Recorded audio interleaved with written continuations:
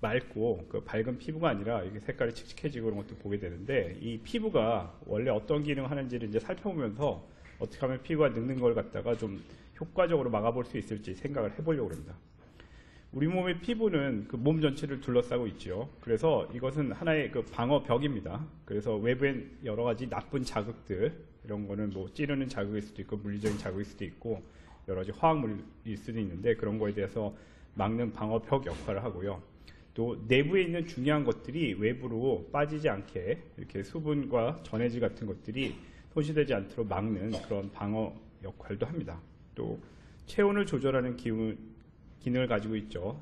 이 날씨가 더우면 땀을 흘려가지고 이렇게 온도를 낮추고 그런 체온을 조절하는 기능이 있고, 여러 가지 감각을 갖다가 느끼기도 합니다. 그래서 뭐 뜨겁거나 아픈 감각을 느낌으로 해서 그런 유해한 자극으로부터 우리 몸이 인지하고 피할 수 있게 합니다. 그 다음에 피부에는 여러 가지 면역 기능이 잘 발달이 되어 있기 때문에 이 외부에 이런 침입을 갖다 막는 그런 기능을 하는 반면에, 동시에 이런 면역 기능들이 잘 발달이 되어 있기 때문에 조그만 이상한 자극이 와도 피부가 가렵다라든지 붉은 반점이 생긴다든지 이런 우리가 흔히 얘기하는 피부병들이 이 면역 기능이 잘 발달되어 있기 때문에 또 이런 병이 자주 생기기도 합니다. 이러한 피부는 우리가 겉으로 보기에는 다 비슷해 보여도 실제로 부위에 따라서 굉장히 다릅니다. 이 코 같은 데의 피부를 보면요, 여기 코는 우리가 잘 알지만 기름샘이 많습니다. 그래서 이렇게 기름이 잘 흐르고 피지 분비가 많지요. 등 같은 데는 피부가 굉장히 두껍습니다. 그래서 코 같은 데는 한 2, 3mm 정도의 두께를 갖는 피부가 등에서는 1cm 이상 굉장히 두껍습니다. 이 피부는 제일 껍데기에 있는 피부인 표피, 그리고 그 표피를 받치고 있으면서 피부에 이 어떤 지지 역할을 하고 있는 진피, 좀 단단한 구조고 진피, 그 밑에 지방 덩어리로 쌓이는 이렇게 3층의 구조로 되어 있고요. 우리가 흔히 상처가 나거나 그랬을 때 피부가 이렇게 아물고 그러는 거는 주로 이 표피에 이 세포들이 잘 증식을 하기 때문에 그렇습니다. 그 다음에 색깔, 뭐 기미 같은 색깔이 들거나 아니면은 백인, 흑인 이런 그 피부색을 나누는 것들도 이 표피의 제일 바닥에 있는 그 멜라닌 세포라는 것들이 얼마나 까만 것들을 만드냐에 따라서 그런 차이를 두게 됩니다. 우리가 피부가 늙는다, 주름이 생긴다 이런 거를 생각할 때 이 주름에 대한 주로 그런 그 기능들이 일어나는 곳은 이 진피 쪽입니다. 진피 쪽에서 그 섬유아세포라는 세포들이 있고, 그것들이 교원질이라는, 여기서 보시면 이렇게 붉은색으로 보이는 이런 것들을 갖다가 만들어서 구조를 이루는데, 그런 것들이 젊었을 때에 비해서 나이가 들면, 또 햇볕을 안 받는 데에 비해서 햇볕을 자꾸 받게 되면 이 교원질들이 파괴가 되면서 효과적으로 잘 안 만들어집니다. 그런 것들이 우리가 눈으로 볼 때는 주름살로 보이게 됩니다. 약간 철학적인 질문일 수 있는데요. 우리가 그럼 어떤 피부를 갖다가 젊고 건강한 피부라고 하느냐, 이 건강한 피부에 대해서 잠깐 먼저 생각을 해보겠습니다. 제가 열심히 고민을 해봤는데, 건강한 피부는 일단은 피부병이 없는 피부가 건강한 피부입니다. 조금 다르게 얘기하면요, 피부가 우리 몸을 갖다가 외부로부터 막는 그런 기능이 있기 때문에 외부의 자극, 외부의 환경 자극에 대해서 적절하게 반응을 하는 상태가 건강한 피부입니다. 피부에 주는 자극들이 여러 가지가 있는데요. 그 중에서 이제 가장 대표적이고 오랫동안 영향을 미치는 게 태양광선입니다. 햇빛입니다. 그 중에서도 특히 자외선 부분이 가장 영향을 미치는데, 이 자외선이 피부에 닿게 되면 피부가 붉게 되거나 검게 되는 그런 반응들이 일어납니다. 그런데 이렇게 반응을 보이다가 다시 정상화되고 이런 게 잘 유지되는 상태는 건강한 피부고요. 이런 균형이 깨지게 되면 어느 순간부터 우리가 원하지 않는 것들이 생기고, 그것에 어떠한 극단적인 상태가 피부에 발생하는 암이라고도 생각할 수가 있습니다. 이 햇볕이 어떻게 피부에 영향을 미칠 수 있는지 이 사진을 보면 쉽게 이해를 할 수가 있습니다. 이 젊었을 때 야외에서 많이 노출된 일을 하셨던 이 할머님은 햇볕이 가려지는 피부는 비교적 고운 상태가 유지되어 있습니다. 그래서 아주 검지도 않으시고요. 눈으로 보이는 그런 명백한 주름도 많지는 않으십니다. 하지만 햇볕에 반복적으로 노출이 돼서 수십 년을 지내야 됐던 이 목 부위라든지 손등과 같은 부위는 여러분이 보시기에도 잘 알다시피 이렇게 깊은 주름들, 또 가는 주름들이 굉장히 많이 있고요. 그 다음에 이렇게 비교적 하얀 이쪽 피부에 비해서 전체적으로 색이 검어져 있고, 더 중요한 거는 이렇게 얼룩덜룩하죠. 더 진한 부분, 검버섯 같이 생긴 부분도 있고 약간 색깔이 빠진 부분도 있고 그렇습니다. 그래서 이 나이를 먹는다 그래서 피부가 꼭 안 건강해지고 피부가 나이를 먹는 건 아니고 이 햇빛으로부터 피부가 적절히 보호를 받지 못하고 그렇게 되면은 이렇게 더 건늙게 됩니다. 피부가. 이 서양의 어떤 사진에서 보시면 여기서도 보시면 이렇게 두들두들한 것들이 자꾸 생기고요. 깊은 주름들이 하고 이렇게 늘어지고 이런 것들이 나이를 들면서 또 햇빛을 많이 비치면 이런 피부의 변화가 생깁니다.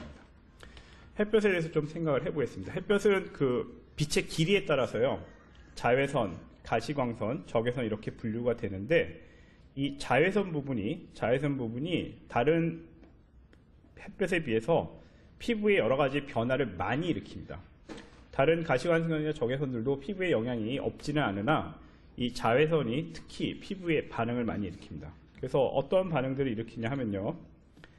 이 자외선이 더 짧은 거, 더 긴 거 이런 거에 따라서 뭐 A, B, C 이렇게 구별을 하는데 자외선 B는 피부를 갖다가 이렇게 붉게 만듭니다. 그래서 자외선 B를 많이 받으면 뻘개지고요. 자외선 A는 반면에 색깔을 주로 만듭니다. 처음에 햇볕을 이렇게 해변에 나가서 햇볕을 많이 쓰게 되면 처음에 빨개졌다가 며칠 지나면 거기가 이제 검게 변하게 되는데 그런 검은색으로 변하는 역할을 하는 거는 이제 자외선 A고요. 자외선 B는 처음에 이렇게 붉게 만드는 그런 역할을 합니다. 또 유리창에 있으면 자외선 B는 유리창에 대해서 대부분 차단이 되는데 반면에 자외선 A는 유리창에 있어도 그 안으로 다 들어오게 됩니다. 피부에서도 미치는 깊이가 좀 달라가지고 자외선 B는 아주 겉으로만 미치고요. 반면에 자외선 A는 그 깊이까지 좀 더 들어가기 때문에 주름살 같은 거 만드는 데는 이게 영향이 좀 더 크다고 할 수도 있겠습니다.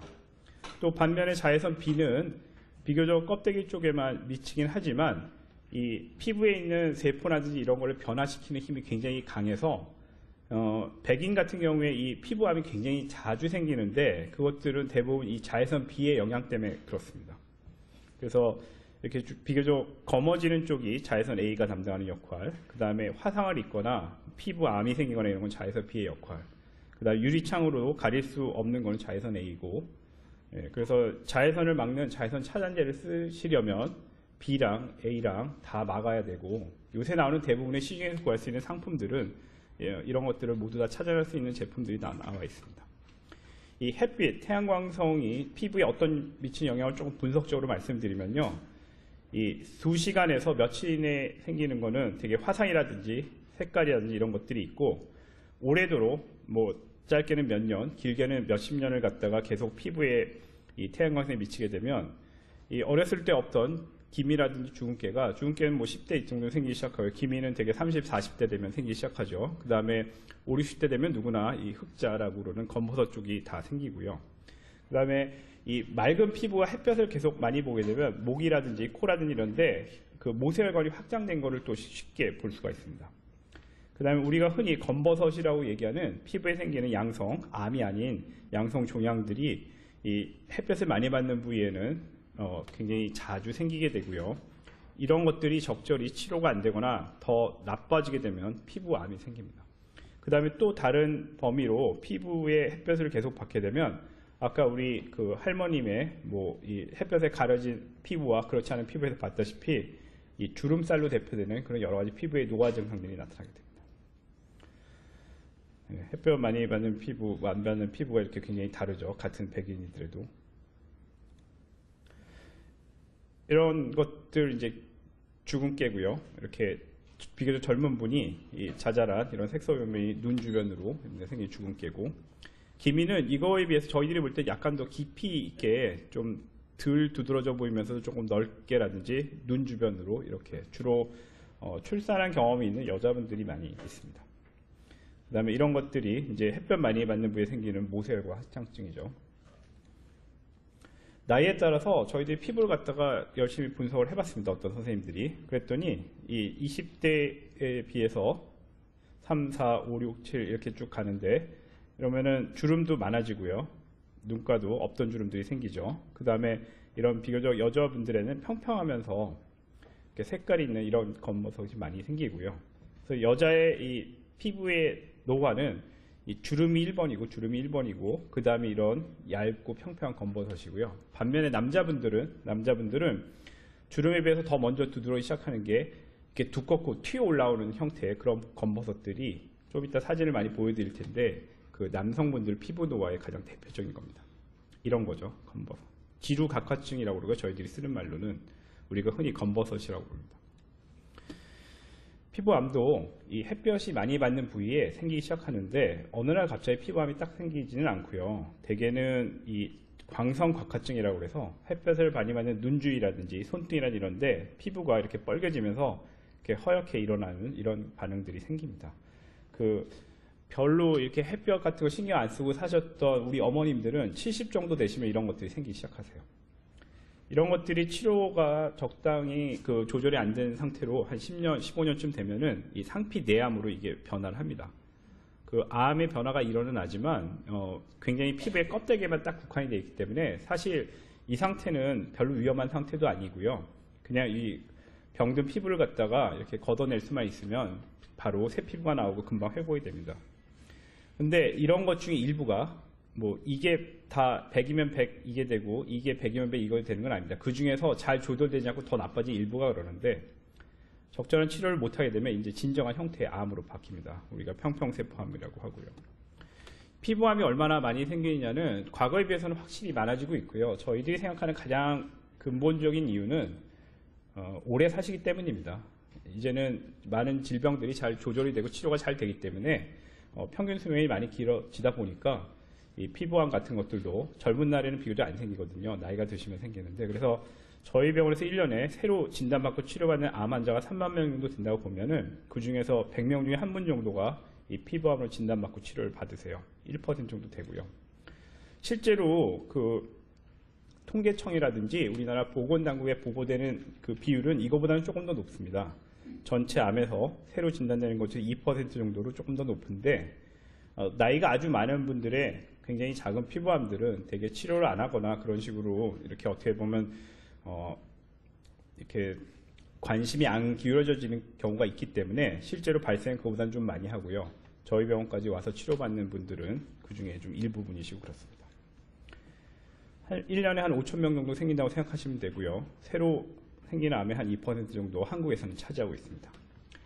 이 피부암들도 종류가 굉장히 여러 가지가 있고 사실은 아주 위험하지 않은 것도 있고 굉장히 위험한 것도 있습니다. 그래서 제일 흔하게 생기는 거는 기저세포암과 다음으로는 평평세포암이라는 거고요. 다른 말은 평평상피암이라고 합니다.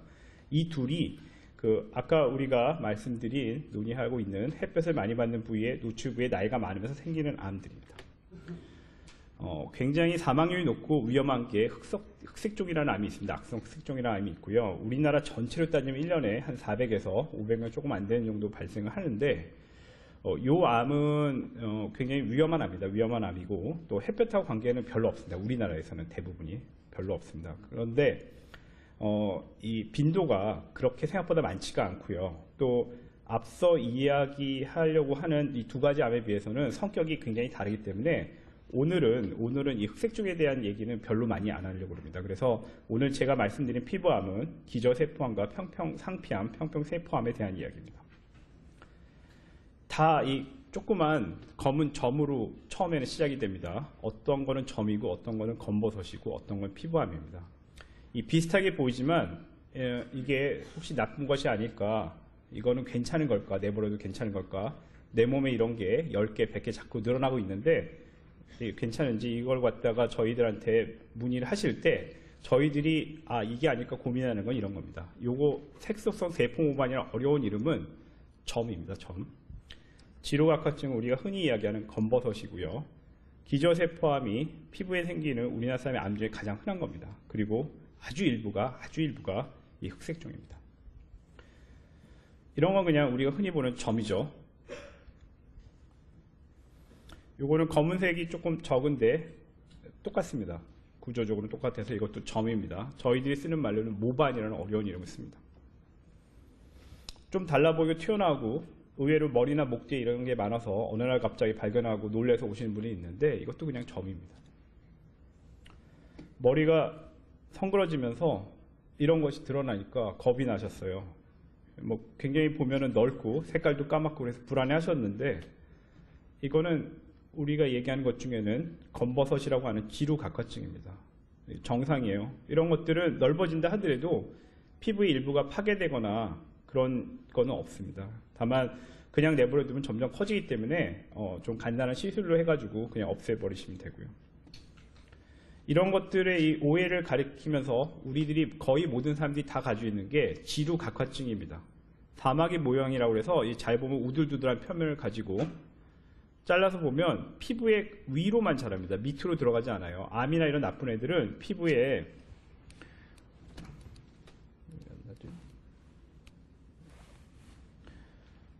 이 표면의 위쪽이 아니라 암이나 이런 걸 밑으로 파고들고 퍼져나가는데, 이것들은 피부의 껍데기 바깥으로만 자라고요.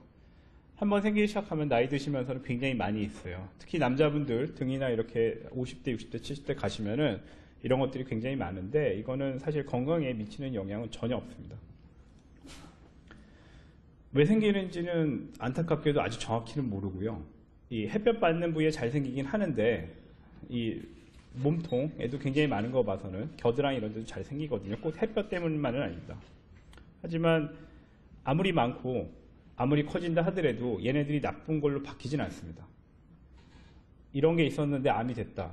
애시당초 처음부터 시작부터 암이었습니다. 걔네들은 검버섯이 아니고요. 그래서 이것들은 많아도 다른 걸로 바뀌진 않습니다. 아까 제가 간단히 보여드렸는데 껍데기 위로만 자라기 때문에 그냥 어떤 방법으로든지 그것만 긁어내면 치료는 간단합니다. 60, 70, 80, 90을 저희가 쭉 보면 이런 것들 있잖아요. 평평하면서 색깔 있는 것들, 이런 것들 다 그냥 검버섯 종류죠. 여자분들 생기는 거는 흑자라고 그래가지고 두껍지 않고 좀 얇은 색깔이 퍼지는 것들입니다.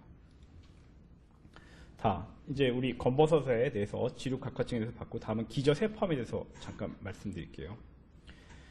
서양 사람들 얼굴이 하얀 백인들은 굉장히 흔합니다.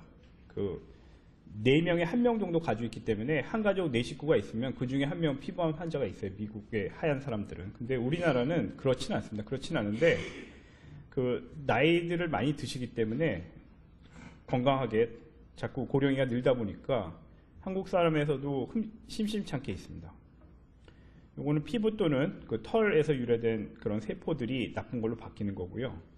얘네들은 그냥 피부암이고 피부에만 있습니다. 그래서 전이도 안 되고, 사실 많은 분들이 암으로 진단받고 굉장히 놀라지만 위험하지 않습니다. 위험하지 않고, 다만 얼굴에 생기기 때문에 노출된 부위에 생기고요. 코라든지 눈 같은 우리의 모양을 나타내는데, 외모를 나타내는데 굉장히 중요한 부위에 생깁니다. 그래서 어느 이상 커지면은 치료가 좀 세심한 주의나 그런 관심이 필요한 부분이 있습니다. 처음에는 다 점처럼 보이는데 잘 보면 가운데가 이렇게 패이기 시작해요. 그리고 이런 데가 딱지가 나거나 피가 나거나 그런 경우도 많고, 그 다음에 일반적으로 그냥 점인 줄 알고 병원에 가서 간단히 치료를 하면은 대개는 잘 안 없어지고, 없어진 것 같았는데 몇 달 있으면 또 자라기 시작합니다. 그래서 또 치료 받으세요. 근데 몇 년 있으면 또 자라고요. 그런 식으로 하다가 병원에 오신 분이 많습니다. 잘 보면 이렇게 아까 좋은 애들은 껍데기 위로만 자라는데 얘네들은 밑으로 자라고 있어요. 밑으로. 그러니까 위에 없애놔도 속에 씨들이 있어가지고 점점 밑으로 내려갑니다. 햇볕 많이 받는데 확실히 잘 생기고요. 그 다음에 이 병원에 다니시는 분들은 장기이식을 받은 다음에 이런 분들이 면역약을 먹게 되는데, 이 면역약을 갖다가 고용량을 오랜 시간 쓰게 되면은 좀 잘 생기는 걸로 알려져 있습니다. 하여튼 햇볕하고 관계가 제일 많고요. 되게 수술할 수 있으면 수술을 해서 띄어내면은 별 문제 없이 다 치료가 되고요. 전이는 아주 드물고, 재발은 열에 1명이 안 하니까 사실은 굉장히 안전하고 치료는 잘 되는 암으로 생각하시면 되겠습니다. 하지만 우리가 햇볕을 봤을 때 어떤 암이 생기는 그 부위만 햇볕을 받는 게 아니라 다른 부위도, 그 인접 부위도 햇볕을 쭉 같이 받기 때문에 일상생활에서 자외선을 차단하는 게 제일 중요하고요. 그 다음에 의심이 될 때는 확진을 받고 적절한 치료를 받지 않으면 나중에는 치료가 조금씩 어려워집니다. 아까 검버섯하고 비슷한데요. 이건 피부암입니다. 기저세포암이요. 넓어지면은 가운데 이런 부위가 상처가 나기 시작하고 그것이 아물지가 않습니다. 그래서 검버섯이 아무리 크고 넓다 하더라도 별로 문제를 일으키지는 않는데, 비슷해 보이지만 피부암은 정상적인 살이 아니기 때문에 이런 식으로 상처가 나고 피가 나고 아프고 이런 뭔가의 불편함이 따릅니다. 시간이 지나면. 아까 코나 눈 주변에 잘 생긴다고 말씀드렸잖아요. 별로 처음에 신경 안 쓰세요. 그냥 점이라고 생각하고. 그렇지만 이게 어느 이상 되게 되면 그 구조물에 영향을 줍니다. 이분은 여기 코의 살 이쪽이 한쪽이 주저앉으셨어요. 너무 치료가 방치해서 그렇고 이 지경까지는 대개는 잘 안 가고 제가 식별이 안 되도록 눈을 다 가렸는데 이 코 쪽에서 생기기 시작해서 눈 쪽으로 퍼져나가 가지고요. 눈 주변이 이제 많이 불편해지세요. 나중에 가면. 아주 젊은 사람에서도 특별한 경우에는 생깁니다. 저희도 보니까 뭐 1년에 몇 분씩은 이렇게 20대, 30대에도 생기시더라고요. 이게 어디 생기는지 본 이거는 삼성병원에서 발표한 건데요. 코나 눈 주변에 햇볕을 많이 받는 부위에 굉장히 몰려 있습니다.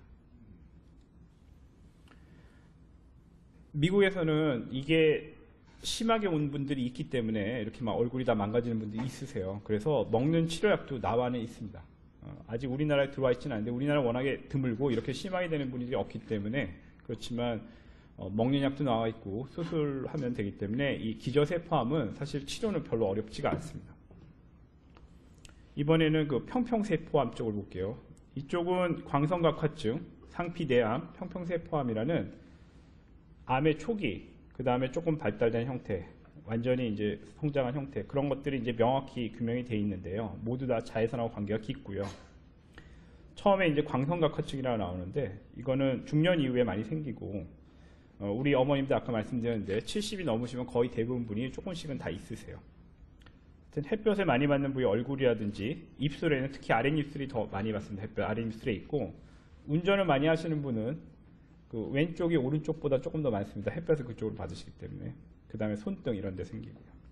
이거는 암은 아닌데 그냥 내버려 두면 암으로 바뀌어서 우리들이 쓰는 말로는 안정구증, 그냥 저희들이 흔히 그냥 설명을 쉽게 하기 위해서는 뭐 암의 전 단계라든지 아니면 그냥 암 초기다 그렇게 말씀드립니다.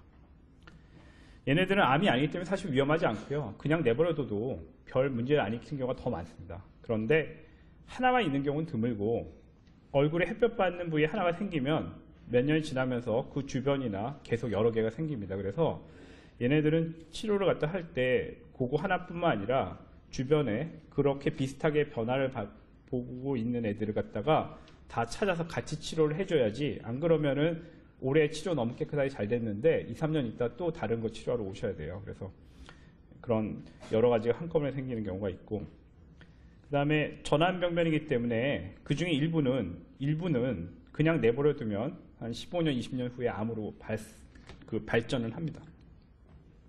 상피내암을 저희들 쓰는 말 보행병이라고 그러는데 그냥 상피내암으로 알려주시면 되고요. 피부가 있으면은 얘네들이 진정암이 되려면 이 밑으로 아까 이렇게 파고들고 자라야 되는데 암적인 변화는 있지만 상당히 오랜 기간 동안 최소한 몇 년은 피부에 아주 껍데기에만 가만히 머물러 있어요. 그 대신에 옆으로 퍼지죠. 그래서 비교적 이렇게 처음에는 점처럼 생겼다가 넓어집니다. 이렇게 팔 보면은 이렇게 한 3분의 1 정도 차지하니까 굉장히 나름 넓어진 거죠. 그렇지만 아주 껍데기에만 있기 때문에 어떤 식으로든지 껍데기에 있는 나쁜 애들만 긁어내고 나면은 나머지는 정상 살로 금방 자랍니다. 별로 위험하진 않습니다. 이 암이라는 거에 대해서 필요 이상의 공포를 가지신 분들은 이런 게 큰 게 있다가 혼자서 몇 년씩 걱정만 하시다 어느 날 병원에 오세요. 그래서 조직검사인데 이 암의 초기라고 말씀을 드리면 너무 놀라셔서 실망을 하시고 막 치료도 안 받으려고 그러시는 분들을 전에는 제가 여러 번 경험했는데 이런 것들은 아주 껍데기에만 변화가 있기 때문에 사실 넓이가 넓어서 그렇지 치료는 굉장히 간단합니다. 그 단계도 벗어나가지고 이제 진짜로 암으로 바뀌면 밑으로 막 무섭게 자라기 시작하고요. 그러면 이렇게 튀어나오는 우리가 흔히 보기에도 모양이 심상치가 않죠. 그 다음에 좀 지나고 나면 임파선 이런 데로 옮겨가기도 합니다. 이런 암들은 치료도 어렵고 상당히 그 치료도 힘든 경우도 있고 그렇습니다. 주로 나이 드신 분들에 생기고 외부 활동이 더 많아서 그런지 뭐 군 생활을 했다라든지 남자들이 확실히 많습니다. 남자들이. 그다음에 얼굴이 가장 많이 생기고요. 자외선 때문에 생기는 암들은 전이까지는 잘 안 가는데 이런 평평세포암이 잘 생기는 부위가 또 좀 따로 있어요. 옛날에 무슨 화상을 심하게 입었다라든지 아니면 오래된 상처를 방치했다는 그런 경우에 암으로 바뀌게 되면은 그럴 경우에는 치료도 어렵고 전이도 잘 됩니다. 그 다음에 또 한 가지 더 이 자리에 오신 분들이 꼭 기억해야 될 점은 여기 생긴 이런 암은 그냥 잘라내버리면 아무 문제가 없는데 잘 보시면 이렇게 빨갛게 변한 하얗게 변한 이런 것들이 있거든요. 얘네들이 다 이제 상피내암 내지는 광선각화증인데 이거를 치료를 안 하면 언젠가는 또 이런 식의 변화가 있습니다. 그래서 이런 것들을 잘 찾아내서 치료해 주는 게 중요합니다. 오래된 상처에서 생긴 화상을 입었다든지 그 다음에 오래된 흉터 그런 데서 생기는 경우에는 좀 위험하고 전이라든지 이런 침투성이 높은 편이고요. 우리나라에서 특징적으로 비소라는 이런 걸 갖다가 섭취를 어떤 식으로든지 하게 되는 경우가 있어요. 뭐 직업적인 원인 때문 또는 어떤 그 지역적으로 그 지역 일대에 뭐 물이 오염이 됐다는 그런 식으로 해서 비소 섭취 이런 것들이 원인이 된 경우에는 이런 것이 하나만 생기는 게 아니라 몸에 여러 군데 같이 생기는 분들이 종종 있습니다. 처음에는 이런 빨간색으로 잘 안 낫는 상처로 생기다가 어느 순간부터 이렇게 튀어 올라오거나 아니면 밑으로 이렇게 파고드는 그런 식으로 발전하게 됩니다. 여기는 방사선 치료 많이 받은 부위에 생긴 부위고요. 그래서 이 초기 단계에서는 아까 상피 내암 단계에서 말씀드렸지만 이 피부가 굉장히 겉으로만 문제가 있기 때문에 그 부위만 잘 치료하면 문제가 없어가지고 사실 치료는 별로 어렵지는 않습니다. 왜 안 넘어요? 안 넘어가요.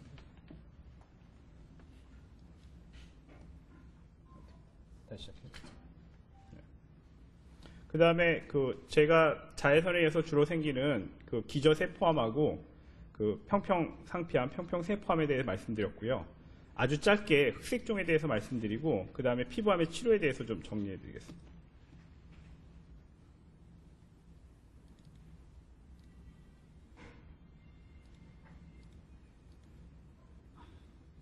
이게 이제 되게 무슨 피부암 때문에 무슨 매스컴에 나오나 그러면은 사실은 이게 무섭기 때문에 종종 등장하는데 이게 악성 흑색종이라는 겁니다. 우리나라 사람들의 경우 원래 이 병이 그렇지 않은데 우리나라 사람들의 경우에는 손발의 끝에서 주로 생기고요. 처음에는 이렇게 발톱이라든지 이런 데 근처에 검은 점이 생기거나 발톱이 검어지면서 시간이 지나면은 이 정상 구조물들이 파괴가 됩니다. 이렇게 전체가 검해지면서 이 검은 것들이 이 위로 올라오기 시작해요. 그래서 요것만 기억하십시오. 한국인에서 발바닥, 손바닥, 손발톱 밑에 생겼을 때 갑자기 까맣게 생겨서 빨리 커지면은 요거는 검사를 해야 됩니다. 생겨서 빨리 커진다고 암이 아니고요. 생겨서 빨리 커지면 검사를 해서 나쁜 애인지 그냥 내버려둬도 되는지를 찾아야 됩니다. 저희들이 조금 심각하다고 생기는 경우는 6mm나 7mm보다 큰 경우.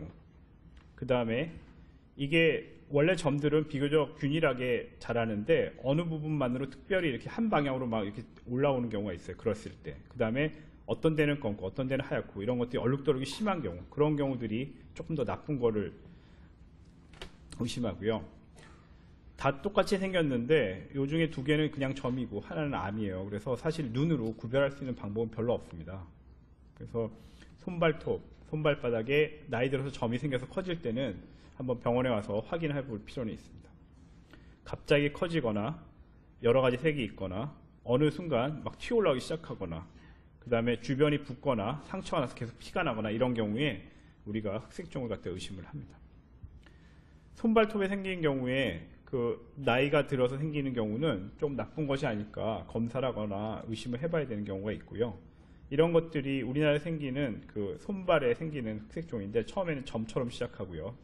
이건 발톱이 같고 발톱이 검해지죠. 아주 작은 이런 사실 2단계에서는 자기 발바닥을 갖다 이렇게 유심히 들여다보는 사람이 많지가 않기 때문에 발견이 굉장히 어려운데 하여튼 저희들이 검사를 해서 피부암으로 진단받았었고요. 대개 병원에 오실 때는 나이 많으신 분들 한 70, 80, 80대 뭐 이런 분들이 이런 검은 점들이 굉장히 넓어져 가지고 오시는 경우가 있는데 이럴 때는 참 그 수술도 쉽지가 않고 그래가지고 환자분들도 좀 당혹해 하시고 그런 경우들이 있습니다. 파괴가 돼서 그런 것들이고 하지만 다행인 거는 우리나라에서 굉장히 드물어서 1년에 전국에서도 몇백 명 안 생기시기 때문에 대부분 이런 게 의심이 된다 하더라도 검사를 해보면 그냥 정상으로 나오는 경우가 대부분입니다. 우리나라 피부암에 대해서 정리하고요. 피부 그 치료에 대해서 잠깐 살펴볼게요. 흑색종이 가장 위험한데 우리나라 너무 드무니까 특히 나이 드신 분들은 잘 모르고 있는 경우가 많고요. 그래서 발바닥, 손바닥, 손발톱 밑에 갑자기 점이 생기거나 커지면 좀 병원에 가서 확인할 필요는 있습니다. 우리나라에서는 검버섯 점으로 생각하고 실제로 대부분 99.9% 이겁니다. 그 다음에 그렇기 때문에 치료를 안 하는 분들이 덜어 있는데, 그래서 나중에 이거 좀 이상하다 그래서 오셨을 때는 치료가 굉장히 힘들어진 경우가 있으니까 뭔가 변화가 생겨서 그 변화가 지속이 되면은 간단히 해결할 수 있을 때 어떤 식으로든 치료나 검사를 받으시는 게 추천을 드리고요.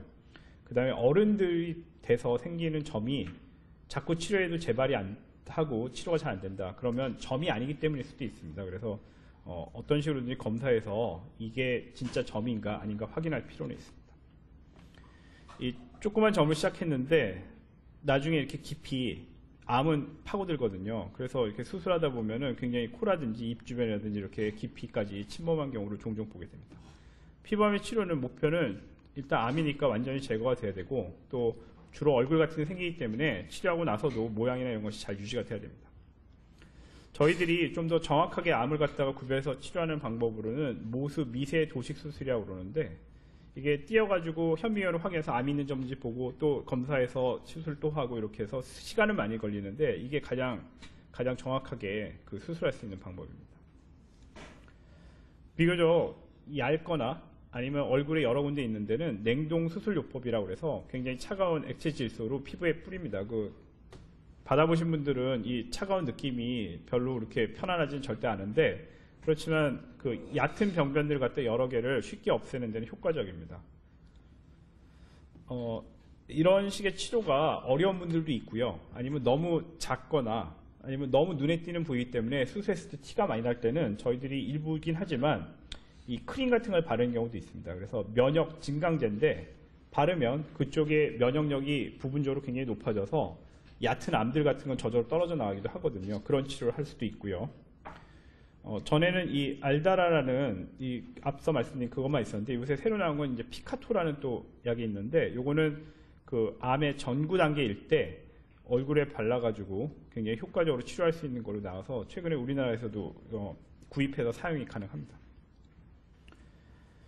요거는 조금 다른 얘기인데, 악성 흑색종이 무서운 이유가 처음에 진단이 늦기 때문에 좀 무서운 경우가 있고요. 이미 진단해서 수술이라든지 이런 치료를 받을 때면 벌써 다른 데 많이 퍼져 있거든요. 그러면 우리가 흔히 암이라고 해서 퍼져 있다 그러면 그럼 항암 치료를 어떻게 해야 되냐, 항암제를 어떻게 먹어야 되냐, 그런 게 궁금한데, 불과 몇 년 전까지만 하면 이 흑색종에 잘 듣는 항암제가 없었어요. 잘 듣는 항암제가 없었었는데 최근에 2, 3년 사이에 그래도 좋은 약이 나와서 아직 굉장히 고가라 가지고 이게 환자분들 치료에 쉽게 쓰이는 데는 제한점이 있지만 하여튼 효과가 꽤 괜찮은 약들이 나와 있기 때문에 지금은 악성 흑색종이고, 그것이 좀 진단이 되거나 경과가 많이 발전했다 하더라도 옛날처럼 그런 희망이 없고 그런 것이 아니라 치료받을 수 있는 기회들이 굉장히 많이 늘어나고 있습니다. 그래서 면역 항암제라고 그러는데 그런 것들이 피부암 치료에도 쓰일 수 있다고 말씀드리고요. 이 피부암이 얕은데 넓은 경우에 수술하게 되면 굉장히 많이 떼어내야 되거든요. 그래서 수술 안 하고 약을 발라서 빛을 쪼여가지고 그 피부암을 죽이는 방법도 있습니다. 우리가 광역동 치료라고 하는데, 피부암 중에 속도가 느리고 넓은데 이런 게 있으면은 나이 드신 분들 같은 경우는 저희 수술 안 하고 이런 치료도 합니다. 손가락을 수술하려니까 이거 손톱도 없애야 되고 이 뼈 인대까지 긁어내야 되고 그래가지고 수술하기도 부담스러워 하시고, 저도 그렇게 생각이 돼서 이분은 광역동 치료를 반복적으로 해가지고요. 거의 줄여놓은 다음에 아까 이만큼 있었거든요. 여기만 수술해서 치료한 그런 경우도 있었고요. 코라든지 눈 주변에 생겼을 때는 이 미용적인 목적이 중요하기 때문에 띄어만 내는다고 되는 게 아니라 이렇게 코 위까지 굉장히 크게 수술해가지고 코 모양이 변화가 없게 만듭니다. 처음엔 좀 이상하지만 좀 시간이 지나면 다 괜찮아지고요. 눈 주변도 이렇게 수술 부위가 굉장히 넓어지는데 이게 넓게 암이 퍼져 있어서가 아니라 우리가 중요시하는 구조물들의 모양의 변화가 별로 없어야 돼서 그렇습니다. 1시간 동안 그 자외선이 피부에 어떤 영향을 미칠 수 있는지, 그 다음에 자외선을 많이 받는 피부가 어떻게 나이를 들어가는지에 대해서 보여드렸고, 그거의 극단적인 형태인 피부암에 대해서 기저세포암과 평평상표암에 대해서 좀 살펴봤는데, 그러면 피부암이라는 건 사실 굉장히 드물게 생기기 때문에 그거에 대해서 이렇게 뭐 걱정스러워하거나 뭐 너무 내 몸에 검은 점이 생기는데 그거 아닐까 의심하러 갈 필요는 별로 없고요. 예방할 수 있는 방법을 잘 알아서 여러분들의 그 건강한 생활에 도움이 되면 그거면은 이 시간 우리가 같이 이야기한 거에 대한 충분한 효과를 볼 수 있다고 생각하는데요. 일단 태양광선 중에서 자외선의 피해를 줄여야 되는데 그럼 어떻게 해야 되느냐? 자외선 차단제 A랑 B가 모두 영향을 미칠 수 있기 때문에 둘 다 차단할 수 있는 걸 사용을 해야 되고요. 대개 자외선 B는 화장품 같은데 잘 보시면은 SPF라고 그래서 뭐 30, 50, 70 이렇게 나와 있는데 그게 자외선 차단 B에 대한 수치고요. 그 옆에 잘 보시면 이렇게 십자가 모양이 하나 있는가, 두 개 있는가, 세 개 있는가 그런 게 써 있거든요. 그게 자외선 차단제 A에 대한 효과를 갖다 나타낸 겁니다. 그래서 대부분 시중에서 구할 수 있는 것들은 충분한 차단 효과를 가지고 있으니까 제대로 사용하시기만 하면 어떤 제품을 쓰셔도 큰 차이는 없습니다.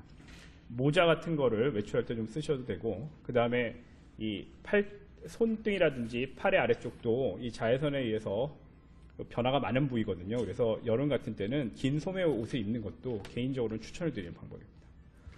우리가 흔히 생각하는 건강 수치 있잖아요. 과일과 야채 섭취를 잘 하시고, 특히 비타민 중에서도 항산화 비타민이라고 해서 비타민 C나 비타민 E를 갖다가 적정량을 섭취하시는 게 도움이 됩니다.